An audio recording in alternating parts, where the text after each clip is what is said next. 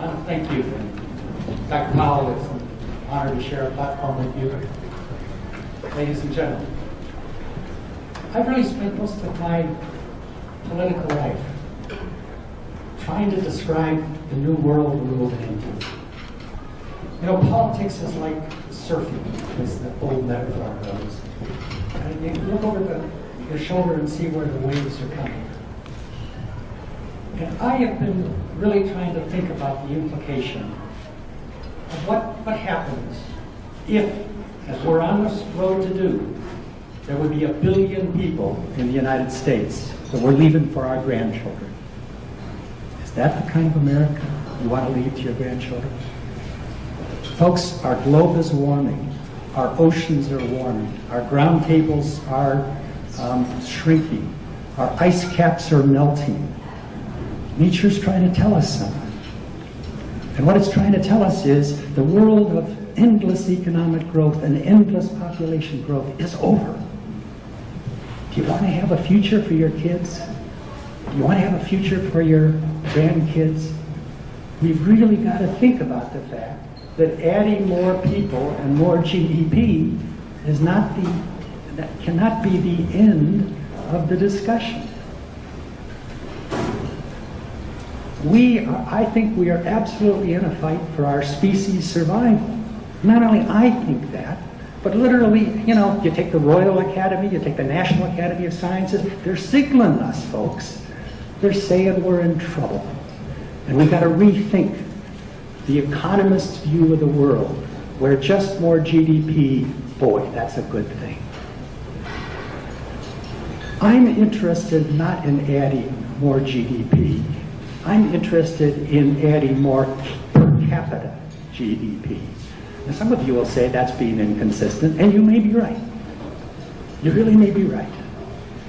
But nevertheless, I really don't want to add GDP. I want to try to lift up the per capita GDP in America. That's vastly different than increasing the GDP. But to say we add $20 billion, immigration advantages, $20 billion to our economy in a $13 trillion economy, that is de minimis. So what are the other issues? Folks, we're no longer, when the Statue of Liberty was built, there were 79 million Americans here. It was an empty continent. Of course we needed more different people. But do you really think, if we're headed right now toward shortly after the middle part of this century to have 500 million Americans, and then by the end of the century, this is undercurrent. This isn't talking about the dramatic increases that some people are talking about. Then by the end of this century, there'll be 1 billion. Well, I figure, you know, there's 1 billion Americans. That'll be about 16 million Coloradoans.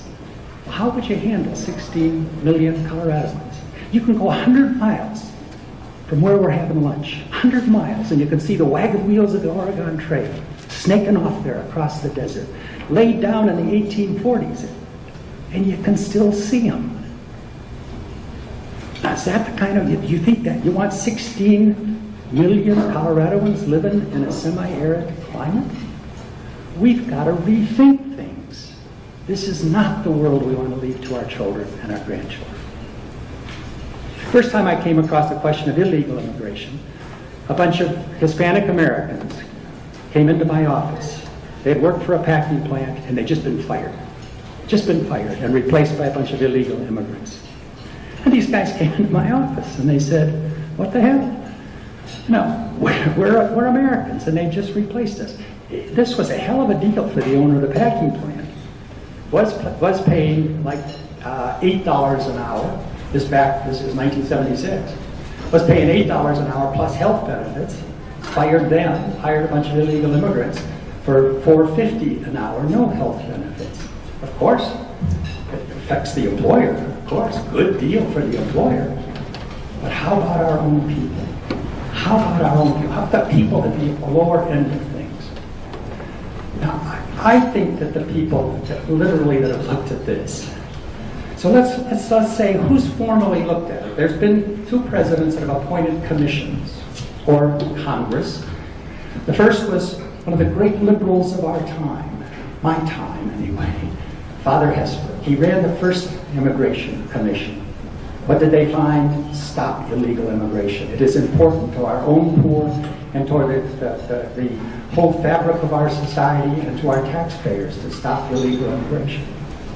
So then President Clinton said, let's have a commission on immigration.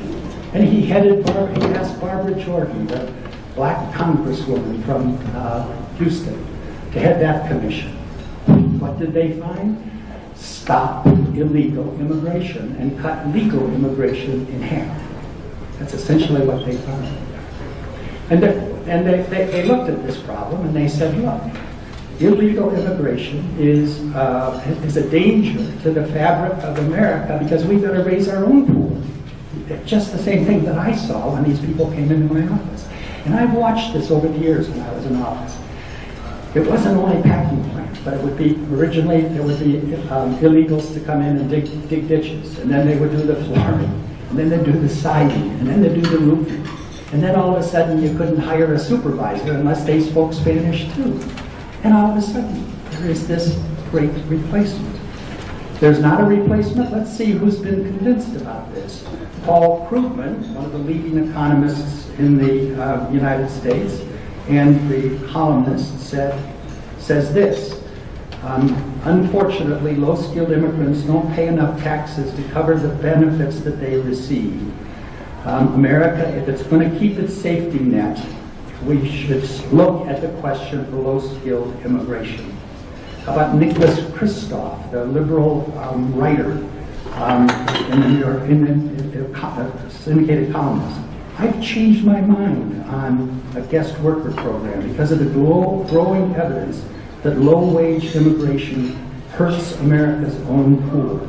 The cold reality is that admitting poor immigrants often means hurting poor Americans. How about Morton Zuckerman, the editor-in-chief of U.S. News and World Report? So why haven't overall poverty rates declined further? In a word, immigration. End quote. My second argument is what it does to our taxpayers. The key to illegal immigration is what used to be single people coming up from south of our border, working and going home. Now whole families are arriving. And so when you look at the various studies on what does an illegal immigrant make, the averages, there's two different studies. One came out at $15,000 a year, the other at $22,000 a year. I think the Pew Hispanic Center says it's $22,000 a year. You know, when you have a family that earns $22,000, you don't pay your own way. You're subsidized by the taxpayers. I don't mind doing that, but I can't do it for the world. You know, there's 5 billion people out there that live at a level of living below that of Mexico's standard of living. There's 3 billion that live on $2 or $3 a day. And so the question that we're having is, you know, if you really want liberal programs demand borders.